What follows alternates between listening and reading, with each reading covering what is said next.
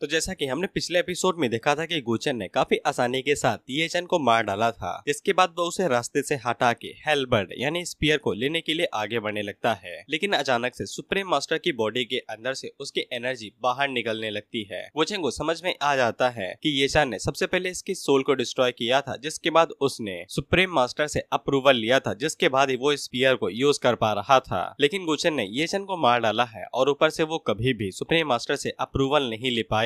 इसलिए गुचेन को supreme master की लेगेसी को ही डिस्ट्रॉय करना पड़ेगा, लेकिन इसके बाद सुप्रीम मास्टर उसे छोड़ेगा नहीं। वहीं पे सुप्रीम मास्टर गुचेन से कहता है कि मेरे पास आने से पहले अपनी सच्चाई दिखाओ। वहीं पे गुचेन पूरी तरीके से रेडी था कि अगर उसे अप्रूवल नहीं मिलती है तो फिर वो स्पेस का इस्तेमाल करके अटैक को डॉज कर लेगा। वहीं पे सुप्रीम मास्टर जैसे ही गुचेन को चेक करता है तो फिर उसे एक झटके के अंदर पता चल जाता है कि गुचेन के अंदर बेमिसाल बुराइयां भरी पड़ी हैं और वो उसके ऊपर अटैक कर देता है। हालांकि गुचेन के ऊपर इसका कोई भी असर नहीं होता है, क्योंकि उसके पास अलग ही आर्टिफैक्ट थे खुद को बचाने के लिए। गुचेन उसे रिक्वेस्ट करता है कि उसे उसकी लेगेसी दे दी जाए। वो किसी भी तरह का बुरा काम नहीं करेगा, भले ही उसके अंदर हल्की फुल्की बुराई हो। लेकिन सुप्रीम मास्टर आगे से साफ मना कर देता है, ये कहते हुए कि गुचेन के अंदर इतनी ज्यादा बुराई भरी पड़ी है कि कोई सोच भी नहीं सकता है। तो फिर गुचेन भी वहाँ पे असली रंग दिखाते हुए कहता है कि तुम जैसे मरे हुए इंसानों को अपनी कब्र के अंदर सिर्फ चुपचाप पड़े रहना चाहिए, न कि जिंदा इंसानों के बीचों में दखल देनी चाहिए। इससे सुप्रीम मास्टर को काफी ज्यादा गुस्सा आता है और वो काफी जोर से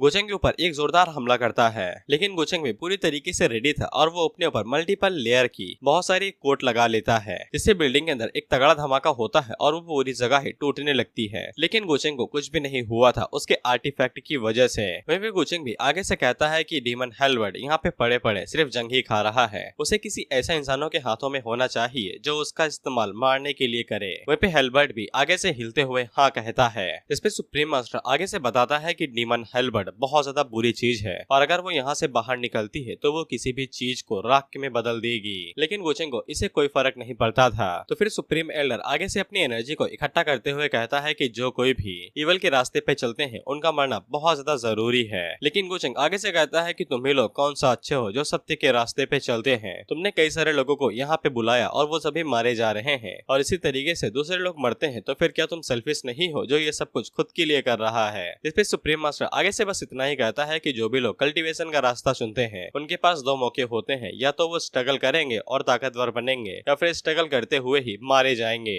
गुचेन आगे से कहता है कि सब मेरा कोई भी लेना देना नहीं है। हेलबर्ड एक डिमोनिक आइटम है और वो मेरे लिए किसी मौके से कम नहीं है, और ऊपर से तुमने जिस कैंडिडेट को सिलेक्ट किया था मैंने उसे पहले ही मार दिया है। इससे सुप्रीम मास्टर को काफी ज्यादा गुस्सा आता है और वो डायरेक्ट गुचेन के ऊपर अपनी बीम से हमला करता है। लेकिन वो बीम गुचेन को पार करके निकल जाती है क्योंकि वो स्पेस का इस्तेमाल किया था। लेकिन वो बेचारी बीम सीधा जाके लिली को लगती है और वो बेचारी घायल हो जाती है। वह फिर सुप्रीम मास्टर को भी समझ में आ जाता है कि गुचेन ने वॉइड स्पेस का इस्तेमाल किया है, जिसके बाद गुचेन हेलबर्ड के ऊपर आ जाता है और कहता है कि अब ये मेरे लिए काफी ज्यादा कमाल की चीज रहेगी। इसके बाद गुचेन हेलबर्ड के ऊपर लगी हुई सील को हटा देता है और वो जैसे ही सील को हटाता है तो फिर वहाँ पे बहुत ज्यादा डिमोनिक एनर्जी रिलीज होती है जो कि पूरे सीक्रेट रियलम के अंदर फैल जाती है। और वहाँ पे जो भी लोग थे और जो भी लोग उसकी चपेट के अंदर आते हैं वो एक झटके के अंदर ही धूल बन के उड़ जाते हैं। वह फिर सुप्रीम एल्डर जैसे ही गुचेन के ऊपर अटैक करने वाले थे तो वो भी हेलबर्ड का इस्तेमाल करते हुए सामने की तरफ एक स्ट्राइक मारता है और ये स्ट्राइक इतनी ज्यादा शक्तिशाली थी कि वो पूरा मेंशन ही दो हिस्सों में कट के रख जाता है और साथ ही में सुप्रीम मास्टर के भी दो टुकड़े हो जाते हैं। लेकिन गुचेन अपने पास से एक खास तरह की बोतल बाहर निकालता है और उन्हें बोतल के अंदर भर लेता है ताकि वो बाद में इनकी एनर्जी का इस्तेमाल करे खुद की पावर को बढ़ाने के लिए। साथ ही में उनकी जो बॉडी ऊपर रखी हुई थी उसकी मुंडी नीचे आके गिर जाती है, यानी कि सुप्रीम एल्डर का गेम यहीं पे खत्म हो जाता है। वह फिर गुचेन डीमन हेलबर्ड से कहता है कि तुम्हें चिंता करने की जरूरत नहीं है, तुम हजारों सालों से यहाँ पे लगे हुए जंग खा रहे थे, लेकिन तुम्हारे फ्यूचर मास्टर के तौर पे मैं तुम्हारा भरपूर इस्तेमाल करूंगा और दोबारा कभी भी तुम्हें इस जगह पे अकेला रहना नहीं पड़ेगा। वहीं पे हेलबर्ड भी आगे से बज बज करके आवाज करता है, यानी कि उसे गुचेन अपना मास्टर के तौर पे मंजूर था। वहीं पे गुचेन जब अपनी स्टैट विंडो के अंदर चेक करता है तो फिर उसे पता चलता है कि हेलबर्ड कोई मामूली वेपन नहीं है, यहाँ तक कि सिस्टम ने उसके वेपन के लिए खास जगह बनाई थी जो कि उसका स्लॉट था। इसके बाद बाकी सभी लोग अंदर आते हैं तो वो लोग सबसे पहले गुचेन से माफी मांगते हैं क्योंकि लिली अंदर आ गई थी। हालांकि गुचेन उनसे कहता है कोई बात नहीं है और वहाँ से बाहर निकल जाता है। जिसके बाद अंजुए और बाकी लोग आते हैं और उसे पूछते हैं कि ये चैन कहाँ पे है, तो वो ये चैन की तरफ इशारा करके बताती है कि वो मारा गया है और गुचेन ने उसे मार दिया है। लेकिन सील की वजह से लिली अभी भी अपना दुख नहीं दिखा पा रही थी और वहाँ से ये चैन को छोड़ के निकल जाती है। जिसके बाद हम लोग अपर रियल जलम के सुप्रीम इमोर्टल डायनेस्टी को देखते हैं, जहाँ पे हम लोग एक लड़की को देखते हैं जो कि अपने भाई से सुप्रीम इमोर्टल डायनेस्टी की थ्रोन यानी कि सिंहासन को ले लेती है और उसके भाई को भी कोई दिक्कत नहीं थी क्योंकि इस लड़की के अंदर गजब की क्वालिटीज थी। इसके बाद हमें पता चलता है कि इस लड़की का नाम युवे मिंगकॉन्ग है जो कि अब से क्राउन प्रिंसेस रहने वाली थी और हर कोई अब से उसका ही कहना मानने वाला था। वहीं पे मिंग अपने मन के अंदर सोचती है कि आधा साल हो चुका है, अब मेरे प्यारे सियांसे को वापस आ जाना चाहिए गोचेंग। अब मैं तुम्हें मिंगकॉन्ग के बारे में बता देता हूँ। ये गोचेंग के पिछले जन्म की वाइफ और इस जन्म की मंगेतर है। जिसके बाद हमें पिछले जन्म के फ्लैशबैक दिखाए जाते हैं, जहाँ पे हम लोग मिंग को देखते हैं जो कि अपनी शादी के पहले दिन ही मारी जा रही थी और इसकी शादी गोचेंग के साथ ही हुई थी और ये गोचेंग से सच्चा वाला प्यार करती थी। वहीं मिंग को एक डिमोनिक कल्टीवेटर कह के उसे मौत की सजा दी जा रही थी, जबकि असली डिमोनिक कल्टीवेटर असली वाला गोचेंग था और असली वाला गोचेंग जो कि असली वाला है वो भी बहुत ज्यादा प्योर विलन था। उसने अपनी बहन की हड्डियां खींच के बाहर निकाल ली थी जो कि दावबोन थी और अपनी बीवी को जो कि उसे सच्चा प्यार करती थी सुहाग रात की पहली रात ही जान से मार दिया था। अब इसे तुम लोग खुद ही अंदाजा लगा सकते हो कि असली वाला गोचेंग कितना ज्यादा बेरहम, कितना ज्यादा कमीना है। वहीं मिंग भी आगे से रोते हुए कहती है कि उसने सोचा भी नहीं था कि वो जिस इंसान को सबसे ज्यादा प्यार करेगी आखिर में वही उसे मार डालेगा।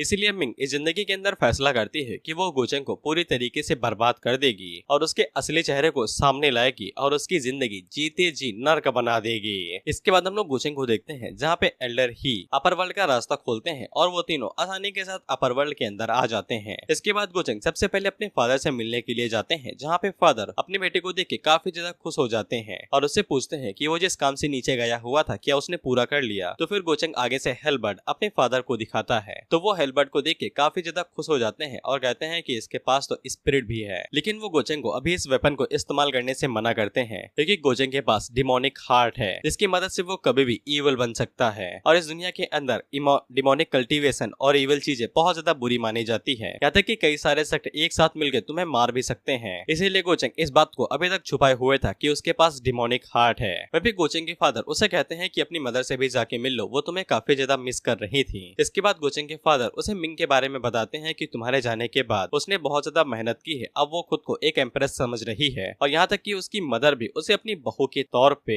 एक्सेप्ट करने में बहुत ज्यादा सेटिस्फाई है और उन्हें कोई भी दिक्कत नहीं है। हालांकि गोचेंग को उसकी मंगेतर के बारे में कुछ भी नहीं पता था। इस जिंदगी की मेमोरी के मुताबिक उसने कभी भी मिंग को प्यार ही नहीं किया, ये बस एक तरफा प्यार था। वह भी मिंग पहले के टाइम पे बहुत ज्यादा कमजोर और नॉर्मल से ही बच्ची हुआ करती थी, लेकिन एक साल के अंदर ही उसने अपना टैलेंट और पूरा रवैया बदल लिया है। इसीलिए गोचेंग को शक होने लगता है कि कहीं ये डॉटर ऑफ फेट तो नहीं है, लेकिन वो कैसे भी रास्ते जोड़ ले उसे कुछ भी समझ में नहीं आता है कि यहाँ पे चल क्या रहा है। इसके बाद हम लोग कुछ एल्डर्स को देखते हैं जो कि किसी बारे में बात कर रहे थे, जहाँ पे ये दोनों गोचेंग और उसकी बहन के बारे में बात कर रहे थे और ये बहन सगी बहन नहीं है। ये गोचेंग ने अपनी ही छोटी बहन की दाव बॉर्न को बाहर निकाल लिया था, यानी कि दाव हड्डियां। वो अभी तक जिंदा है और किसी दूसरी जगह पे जाके कल्टीवेट कर रही है। वहीं पे हम लोग उसकी बहन को देखते हैं जो कि एक पेड़ के पास जाके, जिसके अंदर कोई स्पिरिट है और उसका नाम सिस्टर ताओ है, उसे बताती है कि वो ये जगह छोड़ के जाने वाली है। सिस्टर ताओ उसे जाने देती है क्योंकि उसकी कल्टीवेशन काफी ज्यादा शक्तिशाली हो गई थी। इस पे वो लड़की आगे से बताती है कि वो अपने ग्रैंडफादर और पेरेंट्स की साइड पे जाना चाहती है और उसका मेन मिशन यही है कि वो वहाँ पे जाके गोचेंग से बदला लेना चाहती है क्योंकि दाओ बोन निकाले जाने के बाद उसे छोड़ दिया गया था। सिस्टर ताओ उस लड़की को जाने देती है क्योंकि उसके रिवेंज के बीच में वो लोग आना नहीं चाहते हैं, लेकिन सिस्टर ताओ अपने पास से एक फूल निकालती है जो कि मुश्किल समय में उस लड़की की मदद कर सकता है उसकी जान बचाने के लिए। उसी टाइम पे उस लड़की का पेट वहाँ पे आ जाता है जो कि एक डिवाइन बीस्ट था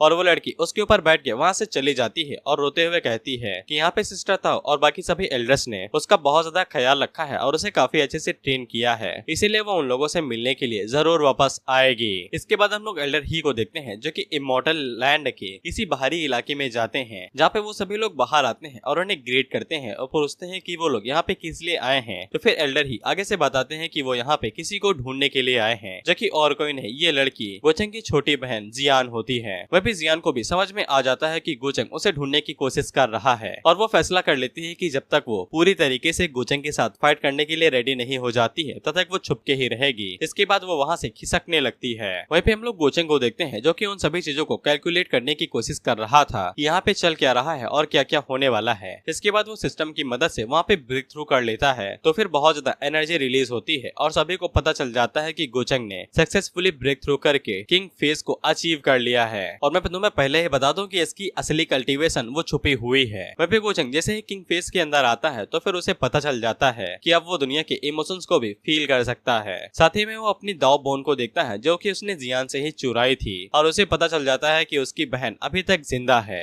और वो सभी चीजों के बारे में सोचने की कोशिश करता है कि उसकी फियांसे मिंग का एटीट्यूड अचानक से चेंज हो गया है। उसकी सिस्टर जियान अभी तक जिंदा है जिसको कई सारे एल्डर पसंद करते हैं और साथ ही में गोचेंग की एक अलग आइडेंटिटी भी है जो कि डाउटियन इमॉर्टल पैलेस का ट्रू डिसाइपल होता है, लेकिन उसकी फेटेड विलन की जो जागीर है वो इतनी आसानी के साथ नहीं चल सकती है। साथ ही में गोचेंग ने एल्डर ही को वहाँ पे पहले ही भेज दिया है जियान को ढूंढने के लिए, इससे वो उन सभी एल्डर्स का मुंह बंद कर सके जो उसे सपोर्ट करने वाले हैं। इसके बाद गोचेंग सिस्टम के मॉल के अंदर से एक और टेक्निक को बाहर निकालता है और एंडलेस इमॉर्टल टेक्निक को भी सीख लेता है, जिससे वहाँ के जो भी एल्डर्स थे वो काफी ज्यादा हैरान हो जाते हैं कि गोचेंग को ऐसा क्या मिल गया है कि वो लगातार ब्रेक थ्रू पे ब्रेक थ्रू करता जा रहा है और शक्तिशाली बनता जा रहा है। इसके बाद गोचेंग सभी एल्डर्स को मीटिंग के लिए संदेश भिजवाता है कि वो सभी लोग उसे मिलना चाहते हैं, जिससे उन एल्डर्स को भी समझ में आ जाता है कि गोचेंग उन्हीं की तरफ आगे बढ़ रहा है। इसके बाद गु क्लैन के जितने भी एल्डर्स थे वो सभी सभा के अंदर इकट्ठा होते हैं, जहाँ पे गोचेंग के फादर वहाँ पे ये अनाउंस कर देते हैं कि फ्यूचर फैमिली का हेड गोचेंग ही बनेगा। बेशक एल्डर्स को इससे काफी ज्यादा दिक्कत होती है और साथ ही में गोचेंग की जनरेशन के जो भी लोग थे उन्हें भी काफी ज्यादा दिक्कत हो रही थी, क्योंकि क्लैन के अंदर ये बात साफ लिखी गई थी कि जो भी फ्यूचर हेड के लिए परफेक्ट होगा उसे ही कैंडिडेट माना जाएगा। लेकिन गोचेंग को बेटा होने की वजह से स्पेशल ट्रीटमेंट मिल रहा है। गोचेंग इस पे साथ कहता है कि इसकी कोई भी जरूरत नहीं है, वो लोग आपस में फाइट करके तय कर ही लेते हैं कि कौन बेहतर है और कौन नहीं। इसके लिए वो सभी एल्डर्स भी मान जाते हैं। इसके बाद एक बंदा गोचेंग के ऊपर अटैक करने के लिए आगे बढ़ता है तो गोचेंग वॉइड की पावर का इस्तेमाल करके अटैक को डॉज करता है और उसके गंदर के ऊपर अपना पाम अटैक करके उसे बेहोश कर देता है। इसके बाद गोचेंग उन लोगों से पूछता है कि बताओ अब किस किस को नया सबक सीखना है। इसके बाद गोचेंग उन लोगों को पार करके उनके पीछे आ जाता है और उनसे कहता है कि सब एक साथ अटैक करो, जिसके बाद तुम लोग आपस में लड़ते रहना कि बेहतर कौन है। जिसपे वो लोग अपनी अपनी शॉट लेके एक अटैक करने वाले थे तो फिर गोचेंग एक लड़की के अटैक को डॉज करता है और उसके माथे के ऊपर फिंगर फ्लिक मार के उसे पीछे फेंक देता है।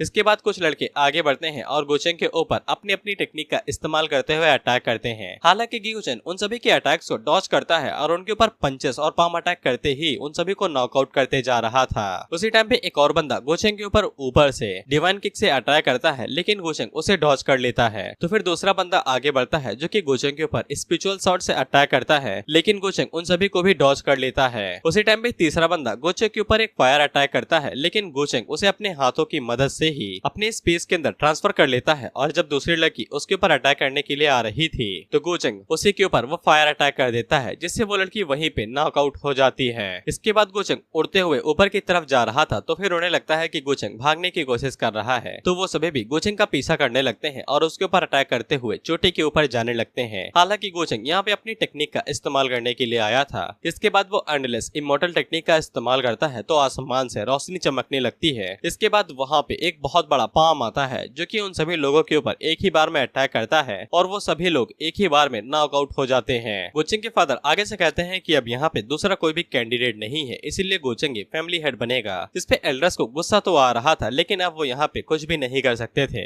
इसीलिए वो गोचेंग को परमिशन दे देते हैं। उसी टाइम पे एक बंदा भागते हुए एक एल्डर के पास आता है और उन्हें बताता है, जिससे एल्डर हैरान होकर गोचेंग से पूछते हैं क्या वो सच में ब्रांच फैमिली को वापस लेके आना चाहता है। ये गोचेंग की बहन जियान की ही फैमिली थी और गोचेंग आगे से बताता है कि जब वो छोटा था तो फिर उसने काफी सारी गलतियां की हैं, इसलिए अब वो अपनी गलतियों को सुधारना चाहता है, जिससे वो सभी एल्डर काफी ज्यादा खुश होते हैं और गोचेंग को परमिशन दे देते हैं। वहाँ पे यंगर जनरेशन के जो भी लोग थे वो सभी गोचेंग के पास आते हैं और उसे यंग मास्टर मान लेते हैं। गोचेंग उनसे कहता है कोई दिक्कत नहीं है, वो उन्हें कभी भी निराश नहीं करेगा। इसके बाद गोचेंग के फादर उसे कहते हैं कि तुम मेरे साथ हो, मुझे तुमसे कुछ जरूरी बात करनी है। गोचेंग के फादर उसे पूछते हैं क्या उसे अपने डिसीजन के ऊपर पक्का यकीन है। इसमें गोचेंग बताता है कि उसका डिसीजन पूरा पक्का है। तो फिर गोचेंग के फादर को कोई भी दिक्कत नहीं थी कि अगर वो उनकी फैमिली को वापस लाना चाहता है। इसके बाद वो गोचेंग से उसके डिमोनिक हार्ट के बारे में पूछते हैं तो फिर गोचेंग वहाँ पे अपने डिमोनिक हार्ट को रिलीज करता है। तो फिर वहाँ पे डिमोनिक हार्ट की पावर बहुत ज्यादा थी। ये देख के गोचेंग के फादर बहुत ज्यादा हैरान होते हैं और उसे पूछते हैं क्या वो उसके कंट्रोल में तो नहीं है। इस पे गोचेंग बताता है कि उसकी कल्टीवेशन जैसे जैसे बढ़ती है डिमोनिक हार्ट की पावर और उसका रेजिस्टेंस और भी ज्यादा कम होता जाता है, लेकिन अभी डिमोनिक हार्ट उसके पूरे कंट्रोल के अंदर ही है, लेकिन फ्यूचर में शायद वो इसके आउट ऑफ कंट्रोल जा सकता है। लेकिन गोचेंग के फादर उससे कहते हैं कि कोई बात नहीं है, जब तक चीजें ठीक चल रही हैं तब तक सब कुछ सही है। इसके बाद वो वहाँ से चले जाते हैं और गोचेंग अपने मन के अंदर सोचता है कि पता नहीं असली गोचेंग ने कितने ज्यादा बुरे काम किए होंगे कि उसका फादर भी उसके ऊपर भरोसा करने से इतना ज्यादा कतराता है। दरअसल डिमोनिक हार्ट की वजह से जो असली वाला गोचेंग था वो इसे पोजेस हो गया था और उसने बहुत ज्यादा बुरे बुरे कांड किए थे, जैसे कि जियान की दो बोन को उसे बाहर निकाल लेना। हालांकि सिस्टम गोचेंग को बता देता है कि उसे चिंता करने की जरूरत नहीं है और उसके ऊपर डिमोनिक हार्ट कोई भी असर नहीं करेगा और वो खुद ही अपनी लाइफ को कंट्रोल कर रहा है। इसके बाद गोचेंग अपने रूम के अंदर आता है जहाँ पे वो यांजी को बाहर निकालता है, जहाँ पे यांजी गोचेंग से पूछती है कि उसे क्या चाहिए। गोचेंग आगे से बताता है कि एक काम है जो कि सिर्फ यांजी ही कर सकती है, लेकिन इससे पहले वो उसकी मदद करेगा उसकी फिजिकल बॉडी को रीगेन करने के लिए, जिससे यांजी थोड़ा सा निराश हो जाती है क्योंकि वो ये चैन के साथ सिर्फ अपने ग्रेटिट्यूड को प्रीपेयर करने के लिए आई थी। लेकिन गोचेंग के साथ रहते रहते ऐसा लगता है कि वो बस उसका फायदा उठा रही है। गोचेंग उसके चेहरे को देख के पूछता है क्या उसे बॉडी वापस नहीं चाहिए। इसमें यांजी बताती है कि चाहिए, लेकिन उसे समझ में नहीं आ रहा है कि गोचेंग उसके प्रति इतना ज्यादा दयावान क्यों है। इसमें गोचेंग बताता है कि ये बस उसके पर्सनल रीजन है और कुछ भी नहीं। इसके बाद वो यांजी की हेल्प करने लगता है उसकी स्पिरिचुअल बॉडी को गेन करने में, जिसमें वो कई सारी हर्ब्स का इस्तेमाल करता है और यांजी सक्सेसफुली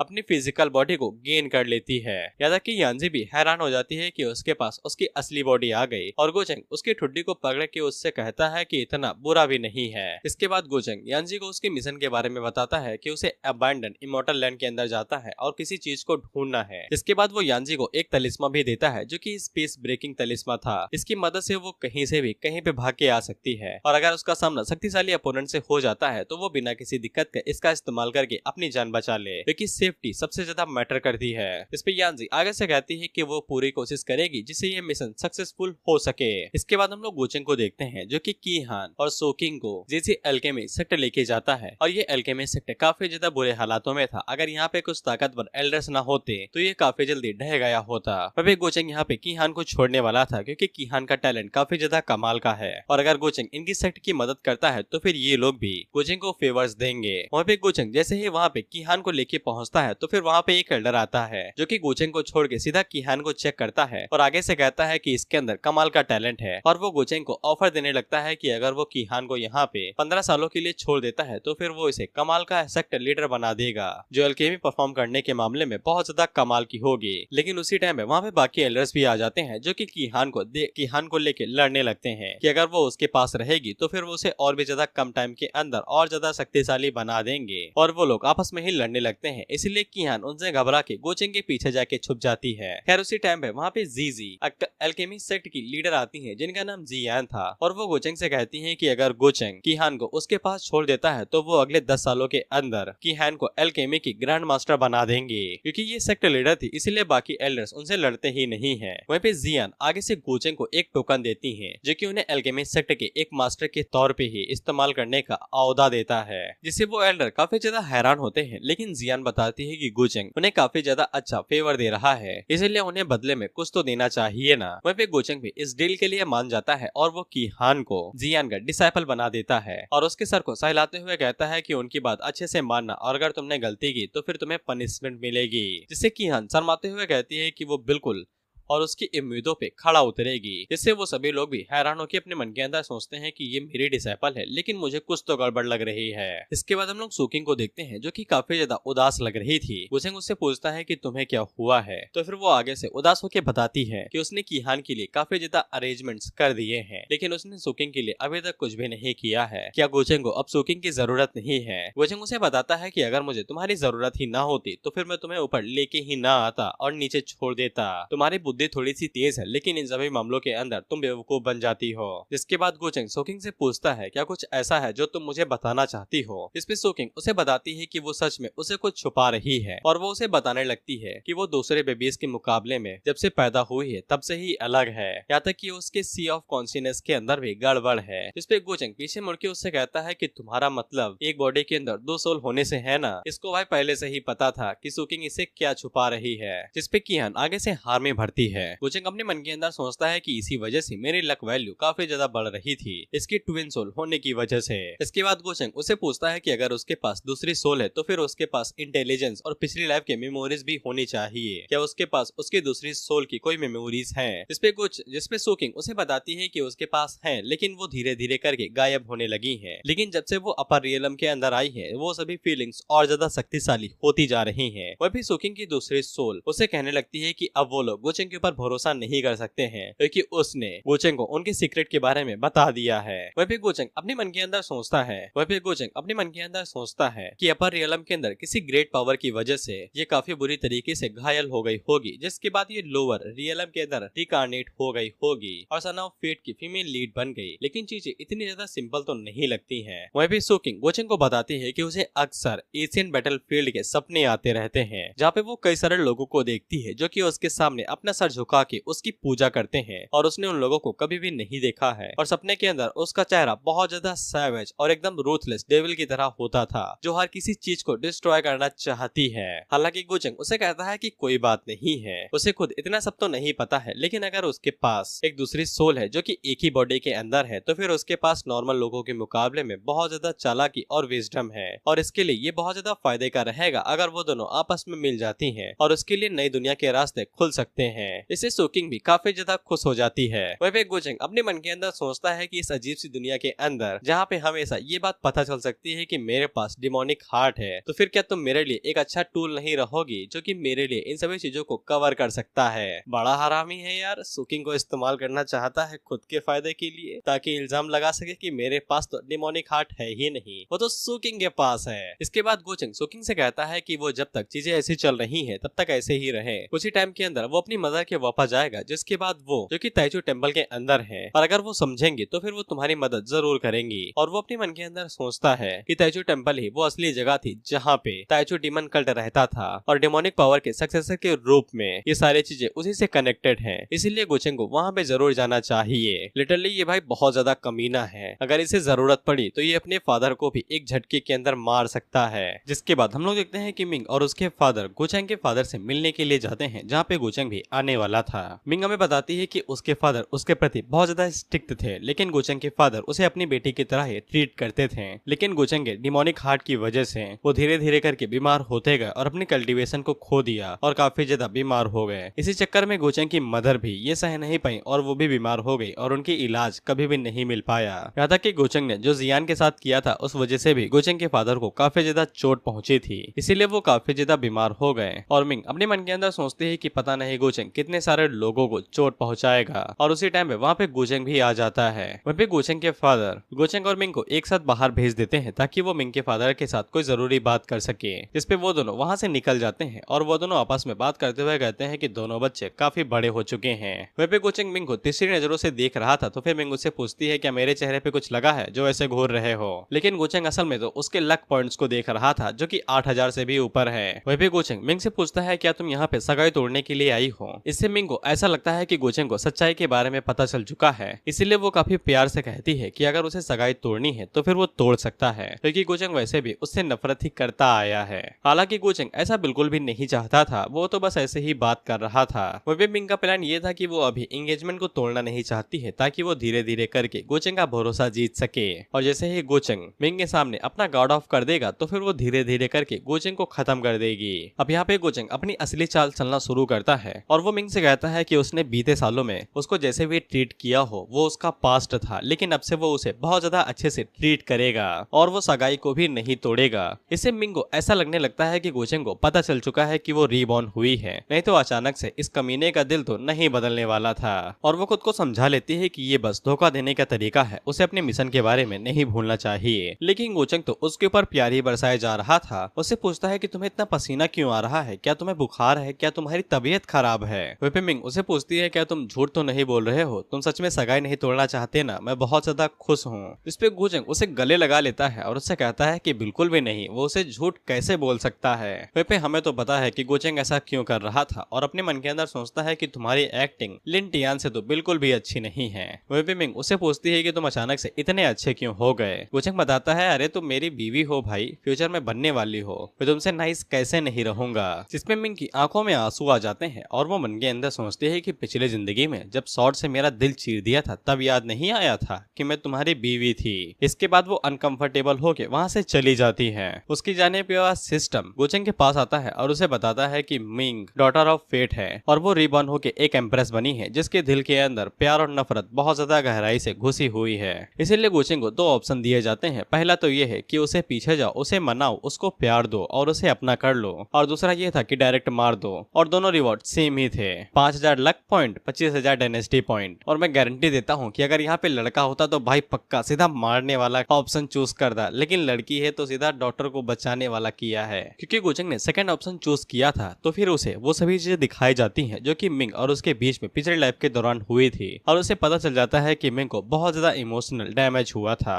शादी के पहले ही दिन अपने प्यारे पति के हाथों मारा जाना ये कोई बड़ी बात नहीं थी, और उसे समझ में आ जाता है कि वो मिंग का दिल आसानी के साथ तो नहीं जीत पाएगा। इसलिए गोचंग यहाँ पे दूसरे तरीकों का इस्तेमाल करने वाला था, ये दिखा के कि वो भी रीबॉर्न हुआ है, अब वो पूरी तरीके से बदल गया है। इसके बाद हम लोग देखते हैं कि वो चारों बाप बेटा बहू सब एक साथ बैठ के वहाँ पे लंच कर रहे थे। वहीं जब गोचंग के फादर मिंग को थोड़ा सा उदास देखते हैं तो फिर वो पूछते हैं क्या गोचंग ने तुम्हें दोबारा परेशान किया, तो मिंग कहती है कि बिल्कुल भी नहीं। वहीं पे गोचंग भी खड़ा होता है और वो कहता है कि ये मेरी होने वाली वाइफ है यार, दिल से ज्यादा प्यार करता हूँ, कैसे पुली कर सकता हूँ। इसके बाद वो अपने हाथों से मिंग को खाना भी खिलाता है। वहीं पे मिंग को ऐसा लगता है कि गोचंग जानबूझ के ये नाटक कर रहा है लवी डवी कपल होने का, ताकि वो एल्डर्स को दिखा सके कि वो कितने ज्यादा क्लोज हैं। वहीं पे गोचंग मिंग से कहता है कि आज रात को ज्यादा ही लंबी है, क्या तुम मुझे ड्रिंक के लिए कंपनी दे सकती हो। मिंग के फादर और गोचंग के फादर ये बात समझ जाते हैं, जिसके बाद वो दोनों ही वहाँ से किसी काम के लिए निकल जाते हैं। उनके जाने के बाद मिंग भी वहाँ से जाने लगती है, गोचंग से ये कहते हुए कि अब उसे नाटक करने की जरूरत नहीं है।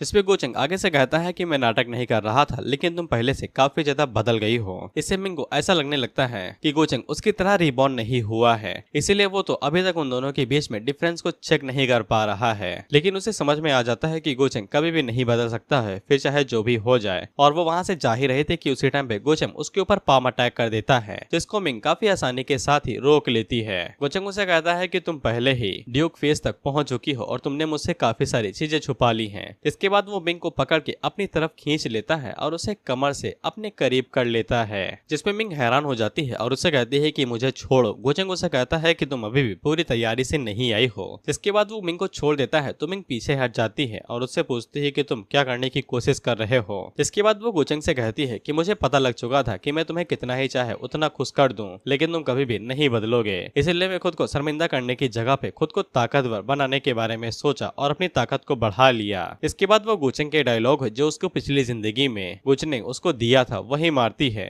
आखिरकार ताकत ही बाहरी दुनिया के अंदर इस्तेमाल की जाती है। गोचंग अपने मन के अंदर सोचता है ओहो काफी ज्यादा चालाक हो रही हो। इसके बाद गोचंग उसकी तरफ आगे बढ़ते हुए कहता है कि तुम्हें ऐसा क्यों लगता है कि मेरा दिल नहीं पिघलेगा, तुमने अभी तक मुझसे काफी सारी चीजें छुपाए रखी, इससे मुझे दर्द हो रहा है। मिंग से कहती है कि नाटक करना बंद करो, मुझे अच्छे से पता है कि तुम्हारा कैरेक्टर कैसा है। जिसपे गोचंग मिंग से पूछता है तो मेरा कैरेक्टर कैसा है। मिंग से कहती है कि अब वो होल्ड बैक नहीं करेगी, तो फिर गोचंग कहता है कोई जरूरत नहीं है। तो फिर मिंग उसके ऊपर अटैक करने की कोशिश करती है, लेकिन गोचंग उसके हाथ को पकड़ लेता है, जिसके बाद उसके साथ वॉल प्लैंक करता है। मिंग उससे पूछती है कि तुम्हारा क्या करने का इरादा है। जिसपे गोचंग उसे कहता है स्यूटी रात बहुत ज्यादा लंबी है, तुम्हें क्या लगता है कि मैं क्या करूंगा।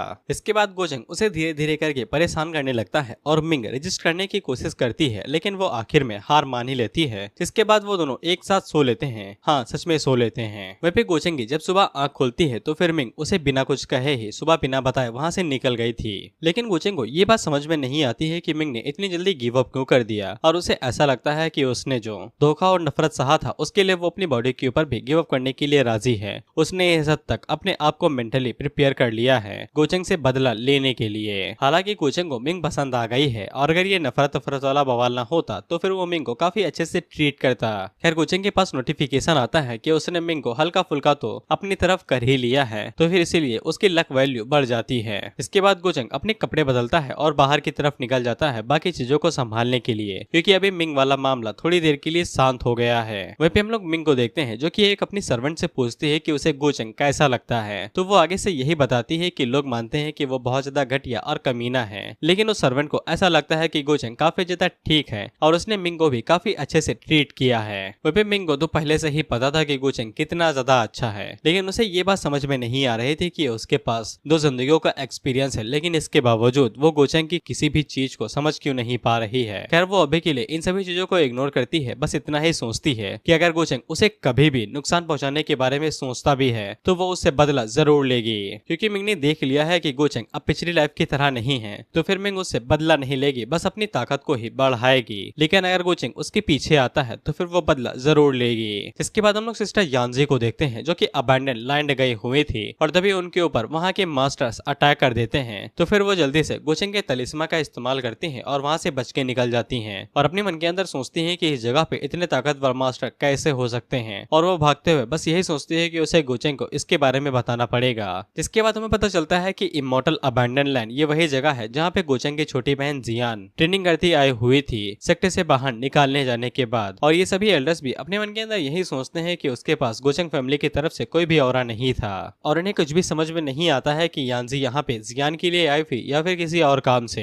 खैर इसके बाद हम लोग जियान को देखते हैं जो कि आसपास के एरिया में भटक रही थी और तभी उसे गले के ऊपर लगे हुए स्टॉल के ऊपर कुछ चीजें दिखाई देती है जिनको वो बिल्कुल भी खरीद नहीं सकती थी। और वो अपने मन के अंदर सोचती है कि अगर ये गोचेंग वाला बवाल न होता तो फिर वो इतना ज्यादा गरीबी में ना डूबती कि वो छोटी सी चीज को भी ना खरीद पाती। खैर जियान वहाँ से जा ही रही थी कि उसी टाइम पे वहाँ पे यंग मास्टर फैमिली का कोई बंदा आ जाता है जो कि जियान के ऊपर लाइन मारने की कोशिश करता है। हालांकि जियान उसे इग्नोर करती है लेकिन वो जबरदस्ती ही लाइन मारना चाहता था। खैर वो जियान के साथ आगे कुछ कर पाता कि इससे पहले ही वहाँ पे गोचेंग आ जाता है जो कि अपने बहुत बड़े ड्रैगन के ऊपर आया था। वहीं पे यानजी ने गोचेंग को सब कुछ पहले ही बता दिया था कि साओ जियान यहीं पे ही मिलेगी। खैर इसके बाद पता नहीं उस यंग मास्टर को क्या होता है लेकिन वो अचानक से जियान को पकड़ने का ऑर्डर दे देता है। लेकिन गोचेंग के होते हुए जियान को कोई छू भी नहीं पाता है और वो बंदा गोचेंग से कहता है कि तुम क्या करने के बारे में सोच रहे हो। लेकिन गोचेंग जियान से कहता है कि तुम कैसी हो। लेकिन उस बंदे को लगता है कि गोचेंग उससे बात कर रहा है तो वो उसे गले मिलने के लिए जाता है। लेकिन गोचेंग उसे इग्नोर करके जियान के कंधे के ऊपर बैठे हुए उसके पेट को मार के पीछे फेंक देता है और जियान से कहता है कि काफी टाइम हो गया है, तुम लंबी और खूबसूरत दोनों हो गई हो। वहीं पे इस बंदे को काफी ज्यादा गुस्सा आ रहा था तो फिर गोचेंग उसके ऊपर एक कंटाप मारता है तो वो उड़ते हुए दूर जाके गिरता है और गोचेंग उसे कहता है कि तुम्हारी औकात क्या ही है जो तुम मुझे इस बीच उंगली कर सकते हो जब मैं अपनी बहन से बात कर रहा हूँ। जैसे वहाँ के सभी लोग हैरान हो जाते हैं क्योंकि उन्हें अच्छे से पता था कि गोचेंग ने अपनी बहन के साथ क्या कांड किया था। इस बात से जियान भी काफी ज्यादा गुस्सा होती है और गोचेंग से कहती है कि मैं तुम्हारी कोई बहन वहन नहीं हूँ, मैं बस यहाँ पे चीजों को बराबर करने के लिए आई हूँ लेकिन अभी ताकत के बीच में काफी ज्यादा बड़ा गैप है तो मैं अभी कोई भी कदम आगे नहीं बढ़ाऊंगी। गोचेंग उसकी तरफ देखता है और उससे कहता है कि अच्छी बात है कि तुम समझदार हो। वहीं पे वो बंदा गोचेंग से कहता है कि तुम्हारी हिम्मत किससे हुई मेरी फैमिली के होते हुए मुझे इतनी ज्यादा बेइज्जती करवाने की। वहीं पे गोचेंग उसे कहता है तुम्हें क्या लगता है कि तुम इतने वर्दी भी हो, सिर्फ एक मैं ही हूँ जो कि मेरी बहन को बुली कर सकता हूँ, इसीलिए तुम माफी अपनी मौत के साथ दोगे। जिसके बाद वो सामने की तरफ बस एक फिंगर फ्लिक मारता है और उस बंदे की आधी बॉडी हवा में ही गायब हो जाती है। वहीं पे गोचेंग का ड्रैगन उन दोनों गार्ड्स को पकड़ के उन्हें दबा के वहीं पे मार देता है। लेकिन उसी टाइम पे वो बंदा एक खास तरह की टेक्निक का इस्तेमाल करता है और सिक्के को तोड़ के अपनी स्पिरिट फॉर्म में आ जाता है और वहां से बच के भाग जाता है। यानजी गोचेंग से पूछती है क्या वो उसको ऐसे ही जाने देगा, जिसपे गोचेंग बताता है कि वो थोड़ा सा काम का है इसीलिए मैं उसे जाने दे रहा हूँ। वो सभी लोग गोचेंग के बारे में बात करते हुए कहते हैं कि गोचेंग काफी ज्यादा शक्तिशाली है, उसे पक्का किंग फेस पे होना चाहिए। लेकिन पूरे अपर रियलम के अंदर कोई भी ऐसा बंदा नहीं है जो कि इतनी कम उम्र में इस लेवल को अचीव कर ले। वहीं जियान भी इन सभी बातों से काफी ज्यादा हैरान होती है लेकिन उसे बाद में याद आता है कि उसे गोचेंग से कोई भी मदद नहीं लेनी है और वो साफ कह देती है कि वो गोचेंग को कोई भी थैंक यू नहीं कहेगी। गोचेंग को भी थैंक यू नहीं चाहिए था, वो बस सभी लोगों को ये बताना चाहता था कि उसको छोड़ के कोई भी उसकी बहन को बुली नहीं कर सकता है। लेकिन जियान को काफी ज्यादा गुस्सा आता है और वो चिल्लाते हुए कहती है कि उसे गोचेंग की कोई भी जरूरत नहीं है। लेकिन गोचेंग उसे बताता है कि वो बस गिल्टी फील कर रहा है कि उसने जो पिछले टाइम के अंदर किया था और बेशक उसे मजा भी आता है जियान को इस तरह से चिढ़ाने में कि वो उससे कितना ज्यादा नफरत करती है। जियान गोचेंग से कहती है कि मैंने जो कुछ भी सहा है मैं वो सब कुछ तुम्हें दुगने दाम में वापस लौटाऊंगी। गोचेंग इसके बालों को सहलाते हुए कहता है ठीक है अच्छे से मेहनत करना। उसी टाइम पे गोचेंग के पास डाओटियन इमोर्टल पैलेस के कुछ डिसाइपल्स आते हैं जो कि गोचेंग को ले जाने के लिए आए थे जो उसने अभी यहाँ पे कांड किया है, क्योंकि वो यंग मास्टर भी डाओटियन इमोर्टल पैलेस का ही डिसाइपल था। गोचेंग इन सभी चीजों को समझता है और वो उनके साथ जाने के लिए राजी हो जाता है। वहीं पे जियान को कुछ भी समझ में नहीं आता है कि गोचेंग यहाँ पे क्यों आया था और उसके लिए इतना सब क्यों करके गया। लेकिन वो अभी के लिए बिल्कुल भी शांत नहीं हुई थी और उसे गोचेंग से बदला जरूर लेना था। लेकिन उसे इतना जरूर समझ में आ जाता है कि उसे डाओटियन इमोर्टल पैलेस से दूरी बना के रखनी पड़ेगी। वहीं पे वो बंदा जिसको गोचेंग ने मार दिया था वो भागते हुए अपने भाई के पास आता है और उसे कहता है कि आपको मेरा बदला लेना पड़ेगा। इस पे उसका भाई जिन जाओ उसे कहता है कि वो उसका बदला जरूर लेगा लेकिन ये उसकी गलती थी, लेकिन फैमिली का मामला है तो वो बदला जरूर लेगा। लेकिन अभी के लिए उसके पास इतनी ताकत नहीं है और न उसने ब्रेक थ्रू किया है तो वो फ्यूचर में गोचेंग से बदला जरूर लेगा ताकि वो अपनी फैमिली की इज्जत को वापस पा सके।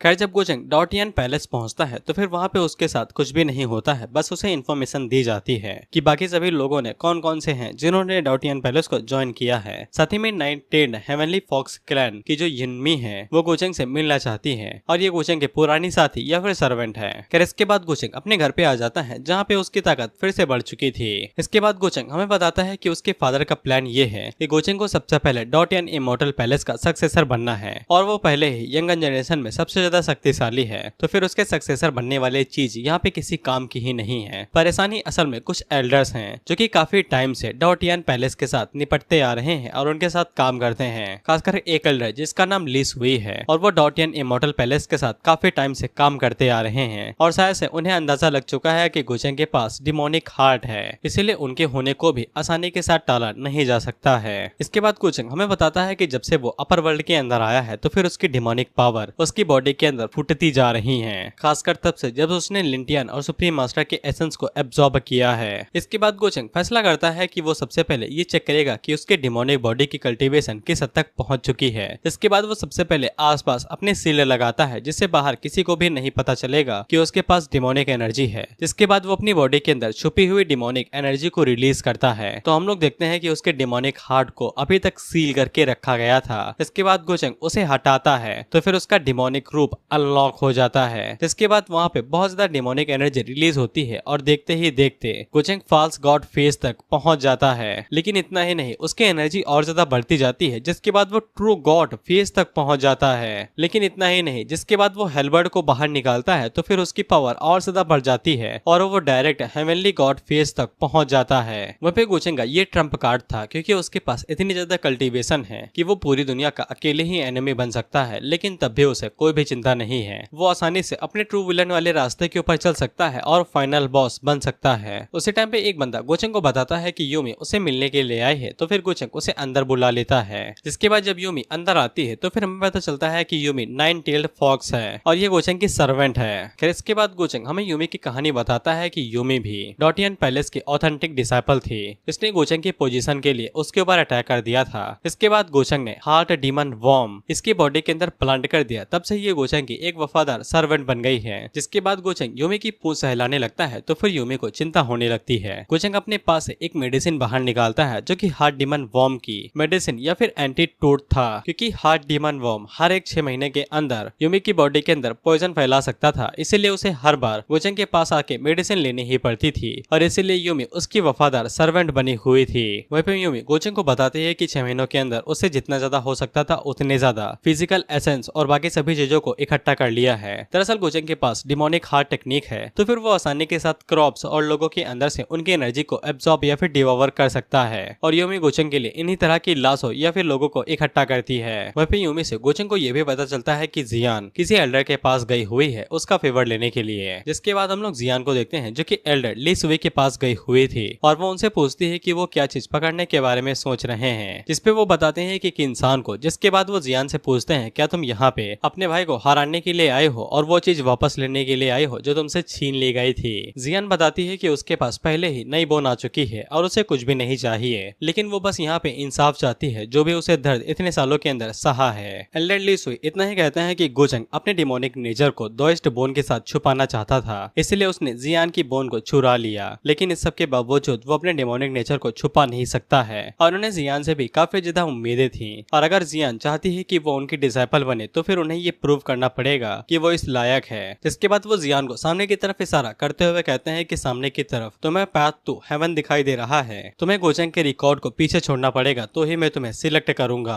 बेसिकली ये भाई टैलेंट नापने वाला कोई डिवाइस वाइज था जहाँ पे तुम जितना ज्यादा ऊपर जाओगे उतना अच्छा तुम्हारे पास टैलेंट है। एल्डर जियान को ये भी बताते हैं कि ये आसान नहीं होगा क्योंकि गोचेंग वहाँ पे 1,00,000 सालों से भी काफी टाइम तक टॉप पोजीशन पे अटका हुआ है और कोई भी उसे अभी तक बीट नहीं कर पाया है। लेकिन जियान को यकीन था कि वो गोचेंग को हरा सकती है। एल्डर जियान के कॉन्फिडेंस को देख के काफी ज्यादा खुश होते हैं। जिसके बाद उन्होंने जो फिशिंग रॉड पकड़ रखी थी उसकी मदद से वो जब उसे ऊपर खींचते हैं तो फिर आसमान से एक बहुत बड़ा ड्रैगन निकलता है जो कि चू डायनेस्टी का था। चू वो नियान है जो कि असल में एक बंदा है। वहीं पे ये जियान के बारे में पहले से ही जानता था और एल्डर चू से कहते हैं कि जाओ और जाके इसे इसका रास्ता दिखा दो कि हेवन पाथ तक कैसे पहुंचना है। वहीं पे चू अपने मन के अंदर सोचता है कि अगर ये भी गोचेंग से बदला लेना चाहती है तो फिर हम दोनों एक साथ हो सकते हैं। बेसिकली दुश्मन का दुश्मन कौन दोस्त था। दरअसल चू की फैमिली और गोचंग की फैमिली दोनों काफी टाइम से एक दूसरे की दुश्मन है, इसीलिए चू अपने मन के अंदर सोचता है कि वो जियान का काफी अच्छे से फायदा उठा सकता है। इसके बाद वो जियान को अपने साथ लेके हेवन के पाथ की तरफ जाने लगता है और रास्ते के बीच में वो जियान को भड़काने की कोशिश करता है, लेकिन जियान उसे कहती है कि ये उनका मामला है, इसीलिए उसे बीच में उंगली करने की जरूरत नहीं है। इससे चू भी हैरान होता है कि इसे तो खुश होना चाहिए था, ये भड़क क्यों गई। खैर जब वो दोनों टावर के पास पहुंचते हैं तो फिर उसी टाइम पे वहाँ पे यूमी और गोचेंग आ जाते हैं, जहाँ पे जियान गोचेंग को देख के बिल्कुल भी खुश होती नहीं है और उसे लड़ने लगती है। इस पे गोचेंग उससे कहता है कि मैं तो यहाँ पे तुमसे मिलने के लिए आया हूँ, तो फिर तुम्हें क्या दिक्कत हो रही है। लेकिन उसी टाइम पे चू बीच में कूद पड़ता है और वो गोचेंग से कहता है कि ये यहाँ पे